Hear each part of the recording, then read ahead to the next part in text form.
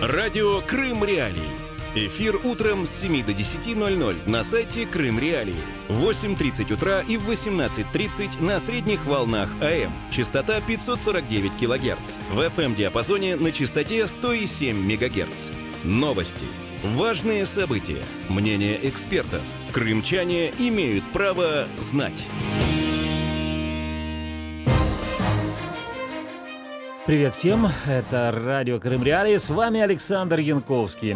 Вы слушаете, вы смотрите нас прямо сейчас на нашем канале в YouTube, а также непосредственно в социальных сетях, например, в Фейсбуке смотрите, слушаете, комментируете, а также звоните к нам по прямому номеру телефона, и абсолютно бесплатному для крымчан 8 800 10 06 926. Участвуйте в наших программах, делитесь своими наблюдениями, задавайте свои вопросы нашим экспертам. Ну и также могут к нашему разговору присоединиться не только крымчане, но и жители других украинских регионов. Для вас номер телефона 044 490 29 05. Итак, о чем мы будем говорить в ближайшие 24 минуты? Тема дня. А тема дня у нас такая. Значит, в субботу, 5 августа, в Симферополе городские власти провели общественные слушания по поводу строительства нового района Симферополя.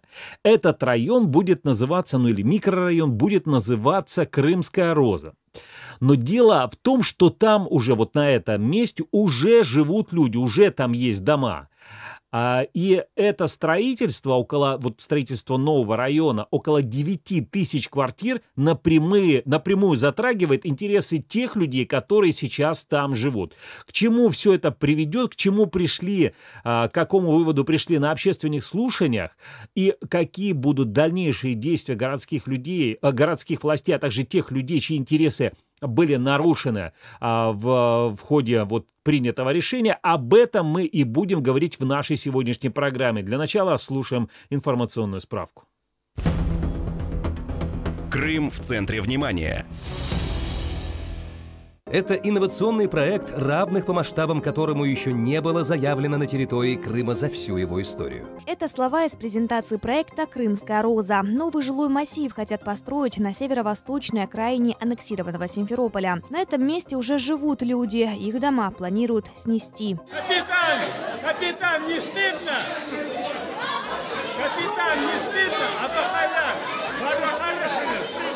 Судьба нового микрорайона решалась на слушаниях. За строительство проголосовали 154 человека, против 141, еще 12 воздержались. Российские власти города пригнали на место слушаний несколько отрядов силовиков. Они сдерживали недовольных крымчан, которые выступали против застройки. Также протестующим звонили по телефону и сообщали, что их дома якобы сносят в данную минуту. В это же время подконтрольный России глава Симферополя Геннадий Бахарев убеждал крымчан в необходимости этого проекта. Конечно, очень важно для города было одобрить данный проект. Мы это и изначально декларировали, потому что там есть и республиканский проект дворца водного вида спорта, и 2 объекта ФЦП, и достаточно серьезная комплексная застройка города. Социальную инфраструктуру для этого проекта собираются строить за средства Российской федеральной целевой программы. То, что из крымского бюджета действительно уже выделили деньги, не скрывает и вице-премьер подконтрольного Кремлю правительства Крыма Виталий Нахлупин.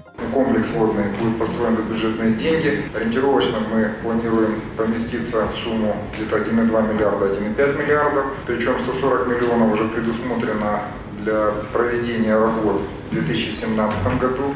И задачу глава республики поставил, что к концу 2019 года, к осени 2019 года бассейн должен быть полностью закончен. Застройщиком Крымской Розы станет строительная компания «Монолит». Как пишет крымское издание «Примечание», одна из владелец компании – супруга подконтрольного России главы Крыма Сергея Аксенова Елена. В этом же списке оказались экс-советник Аксенова Светлана Баби и бывший заместитель Аксенова Михаил Шеремет. Российские чиновники советуют крымчанам добровольно освободить свои дома. Взамен предлагают землю в микрорайоне Каменка. Симферопольцев такой обмен не устраивает. Говорят, в Каменке постоянные проблемы с электричеством, воду добывать нужно в скважинах, а состояние дорог подходит лишь для бульдозеров. Татьяна Романова для Крым Реалии. Крым в центре внимания. Это радио Крым Реалии, с вами Александр Янковский, и сегодня вот мы обсуждаем как раз ситуацию вокруг нового микрорайона под названием Крымская Роза. В субботу 5 августа прошли общественные слушания, на которых вот большинство присутствующих, да, проголосовали, если верить официальным сообщениям, за такое вот строительство. Но, напоминаю, там по-прежнему находятся дома тех людей, которые там уже живут. Эта ситуация на самом деле с Крымской Розой, она, конечно, она показательна вот чем. Она показательна тем, что до сих пор непонятно, куда и как же все-таки будет развиваться Симферополь. Симферопольцам непонятно в первую очередь. И многие симферопольцы спрашивают, почему город так вот как-то очень хаотично развивается.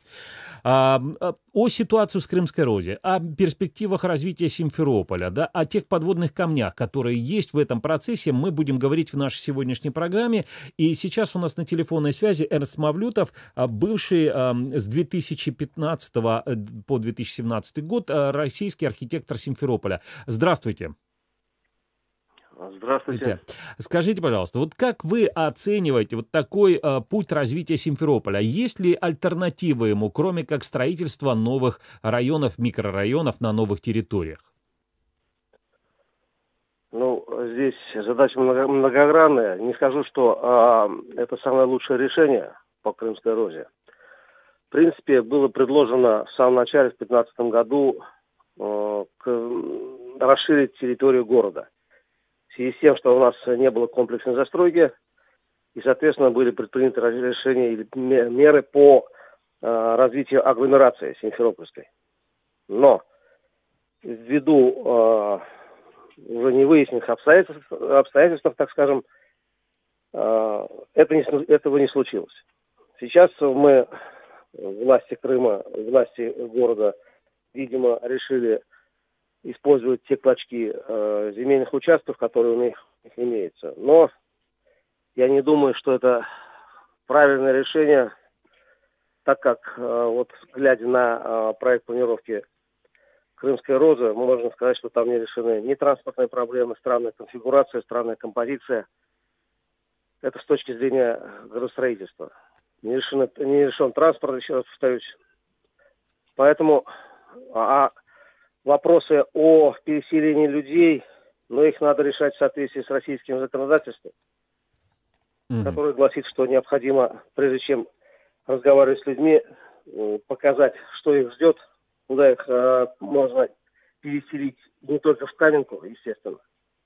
Так что весь вопрос не столько в градостроительной плоскости лежит, сколько в способности властей разговаривать, договариваться с людьми. С людьми. Эрнст, скажите, пожалуйста, вот я сейчас зацитирую, написал один из активистов, который присутствовал тоже на этих общественных слушаниях, Сергей Дученко. Он говорит, что минусы, вот он нашел минусы в этой застройке, хотя он не специалист, он просто горожанин, неравнодушный к судьбе Симферополя. Он говорит, что минусы усугубятся транспортные проблемы, пробок станет больше. Водоснабжение и канализация неизвестно, как планируется осуществить для этого района Крымская Роза. Далее, почему выбрана компания «Монолит» без тендера и открытого конкурса? Какая польза для города отдавать бесплатно землю под коммерческую застройку?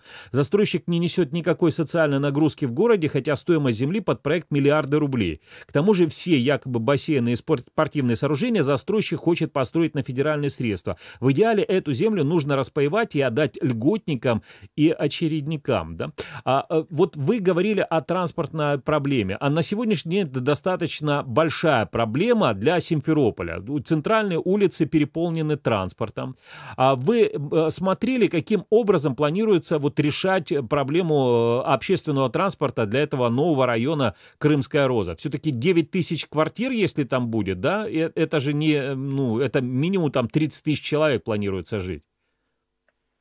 Ну, я вам скажу так, прежде чем строить такие микрорайоны, необходимо проработать именно транспортные проблемы. Вот с чего начинается Родина, это город начинается с транспорта. Все транспортные коммуникации должны быть просчитаны математической моделью, тогда можно будет понимать, куда эти 9 тысяч людей будут ездить в детские сады, в школы, в садики, на работу в первую очередь. Есть у нас работа, есть у нас рабочие места, их нет. Поэтому вот так вот громоздить, делать, извините за сленг, селедку в банке плодить и говорить, что это все, что есть хорошо, я не думаю, что так. С другой стороны, кардинальные меры распаевать и раздать льготникам, я не думаю, что такие ценные земли необходимо именно так распорядиться ими. Ввиду того, что концепция генерального плана, утвержденного генерального плана, который согласилось руководство республики, также предусматривает низковысотную и среднеплотную застройку с учетом экологии и транспорта, то вот и тот вариант, и вариант высокоплотной застройки, и вариант льготной низкой застройки тоже не проходят. Земли ценные, но нужно смотреть именно не с точки зрения просто выгоды монолита ли или там иного застройщика. Здесь надо смотреть с точки зрения выгоды самих горожан. А это выгодно именно, и Агимплан об этом говорит, низкоплотная, среднеплотная застройка с учетом экологических решений экологических вопросов. Что это означает? Низкоплотная или среднеплотная застройка? То есть вот какая-то этажность приблизительно? По-простому, да. По-простому это 3-, 4-, 5-этажная застройка, которая была, вот, например, во многих городах Российской Федерации с такими микрорайонами, микродвориками, ну, как бы что-то среднее между европейской застройкой и российской. Но в Симферополе это тоже распространено. Это застройка 60-х, 70-х, даже 80-х годов, где вот эти пятиэтажные дома по Севастопольской, по другим регионам. Спасибо. Эрнст Мавлютов, бывший архитектор Симферополя, был на прямой телефонной связи со студией радио Крым Реалии. Спасибо за интересную информацию, интересную точку зрения. Мы продолжаем нашу программу. И напомню, сегодня мы говорим о том, что будет вот землями, на которых уже живут люди, на которых российские чиновники предлагают построить многоквартирные жилые дома и поселить, то есть на 9 тысяч квартир.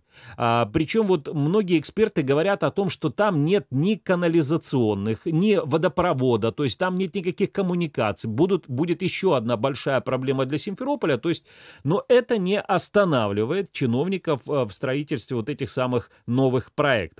Почему так происходит, мы дальше будем обсуждать эту тему с Искандером Бариевым, членом Меджлиса крымско-татарского народа и председателем Комитета защиты прав крымско-татарского народа. Искандер, приветствую. Добрый день. Искандер, на ваш взгляд, вот почему принято именно такое решение? Да, выгнать людей, ну, по факту будем говорить, выгнать людей, которые там уже живут, не развивать эту территорию как территорию такой малоэтажной застройки, а отдать ее под застройку 9 тысяч квартир компании «Монолит».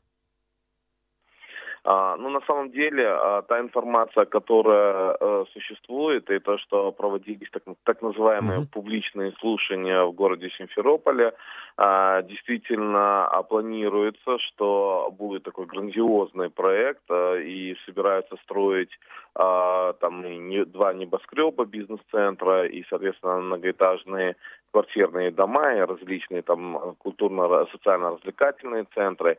Но это, ну, так сказать, у них есть в планах. Но что на самом деле мне известно именно по этой территории и вообще по ситуации с теми местами, где проживают люди, хотя и в маленьких лачушках, но они проживают, некоторые из них реально строят дома, некоторые из них на самом деле вложили достаточно большое капиталовложение, произвели. Но что касается конкретно вот так называемого будущего микрорайона Крымская Роза, то, насколько я владею информацией, там действительно представители оккупационной власти пытаются проводить переговоры с людьми, которые находятся там и имеют свои домики. Какой-то части, ну, достаточно небольшой части, они действительно провели денежную компенсацию и уговорили уйти с этой земли. И действительно есть информация о том, и она подтверждается, что одному даже выкупили квартиру. Но это буквально там единичные случаи. А в большинстве своем просто люди есть разные, люди находятся в замешательстве.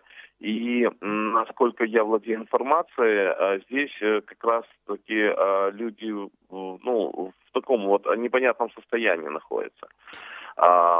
Поэтому здесь говорить однозначно очень тяжело, и как оно дальше будет, и с другой стороны, это такие грандиозные планы, а строительство жилья, это все-таки так называемые микрорайоны. Я все-таки считаю, что это больше коммерческий проект, через который определенные коммерческие структуры имеют какие-то какие-то планы. Опять же, возвращаясь к защите прав людей, то здесь мы можем увидеть дальнейшие действия только в динамике. Будут ли компенсированы всем людям, скажем, те затраты, которые они внесли? По собственному ли желанию уйдут полностью все люди? Это следующий вопрос. Другой вопрос, что необходимо делать нам в этом случае? Вам сейчас вы кого имеете в виду, Искандер? Что? Когда вы говорите «нам», кого вы имеете в виду? Я имею в виду нам, украинскому государству, украинскому обществу. На мой взгляд, этот вопрос нужно было бы решать еще сразу с 2014 года, когда Крым оказался под контролем, под оккупацией, под контролем оккупационной российской власти.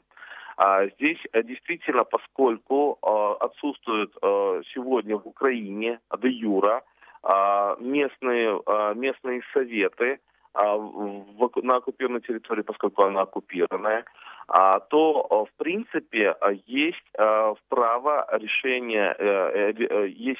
принимать решения Кабинета министров Украины.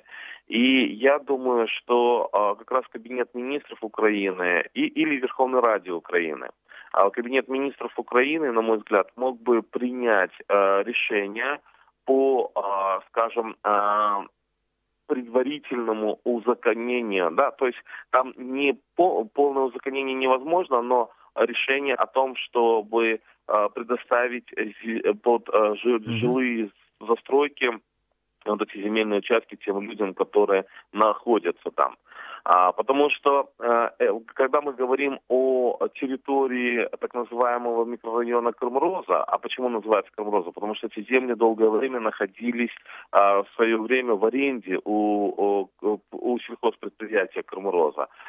Кроме того, есть же другие места, вот такие вот, которые в украинские времена не были урегулированы с юридической стороны.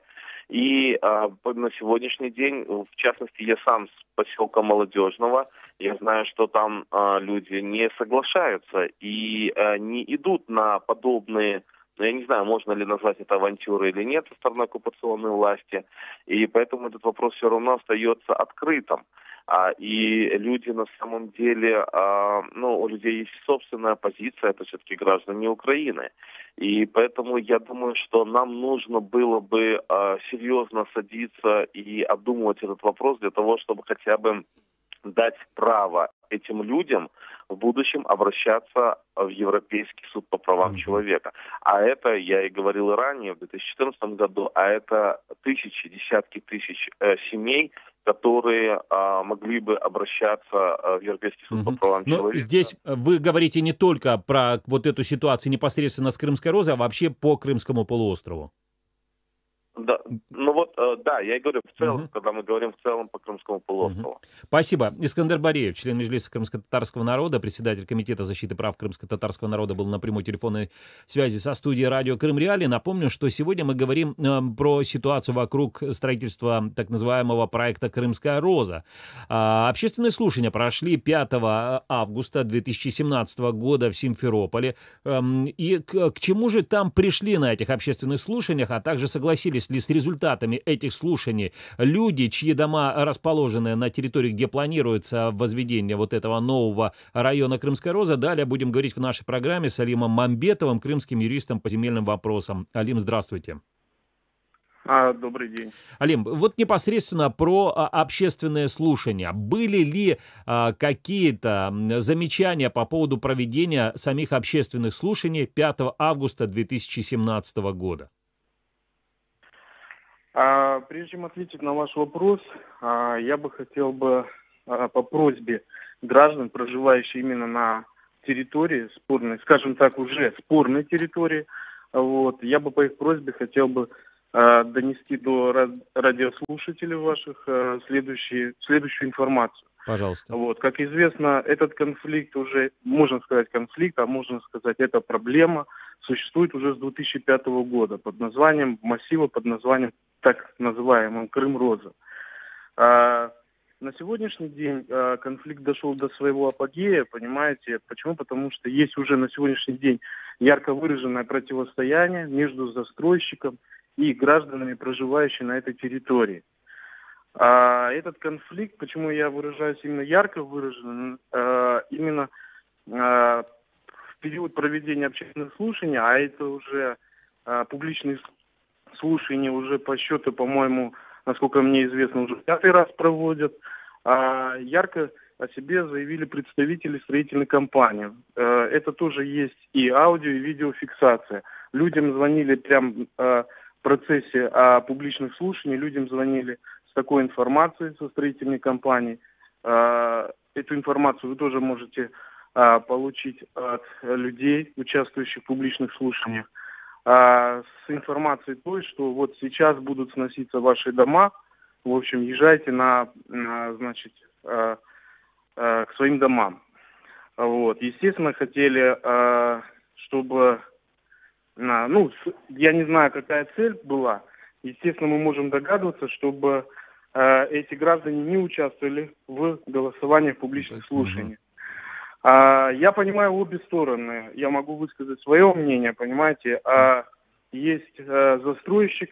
Я понимаю застройщика. Ведь как и у любого другого предприятия, у них задача – это получение прибыли. Безусловно, они презентовали там какой-то проект. Я понимаю этих граждан. Дело в том, что они с 2005 года осваивают этот массив. На сегодняшний день картина развивается следующим образом. Более 350 участков в этом массиве. 60 участков, 60 незаконченных строений. 60 фундаментов там на сегодняшний день, это зафиксировано. Более 40 семей уже проживают там, в этих массивах. То есть более 40 домов завершенные и пригодные для жилья. Более того, там уже рождаются уже, формируются семьи, рождаются дети, понимаете? И мнение этих граждан, согласно положению администрации города Симферополя, там под номером 84, у них преимущественное право участвовать в публичных слушаниях. Таким образом, исходя из информации, приходящей мне, в момент проведения общественных слушаний, публичных слушаний, доходила следующая информация. Были ограничены доступ этих людей к помещению. Появились неизвестные какие-то люди. Это ссылаюсь я на источник на этих граждан, участвующих в этом процессе. Более 100 человек остались на улице и не принимали и не могли принимать участие в момент голосования. И, соответственно, не могли голосовать. И поэтому было принято такое решение, которое было принято о строительстве. Скажите, пожалуйста, Алим, у нас просто времени не очень много. Есть ли, каким образом все-таки люди собираются дальше бороться за свое право жить на той земле, где они сейчас живут, где у них уже родились дети, где находятся их дома? Что они собираются делать, если вы знаете? Только у них право исключительно бороться, и они выражают свое право как законными способами и мирным путем. Они, безусловно, будут отстаивать свое право. Сейчас готовится обращение и заявление в правоохранительные органы, в надзорные органы, то есть органы прокуратуры. Сейчас готовится исковое заявление по обращению в суд. И, естественно, результаты пока эти граждане не могут предвидеть. Почему? Потому что на сегодняшний день, учитывая, как прошли публичные слушания, доверие у людей, конечно, минимальная. Спасибо. Али Мамбетов, крымский юрист по земельным вопросам, на прямом телефонном включении со студией радио Крым Реалии. Напомню, что сегодня мы говорили о ситуации вокруг строительства так называемого микрорайона Крымская Роза, где уже живут люди, где у них уже есть дома. Оставайтесь с нами, это радио Крым Реалии, я Александр Янковский. Услышимся через 5 минут после выпуска новостей.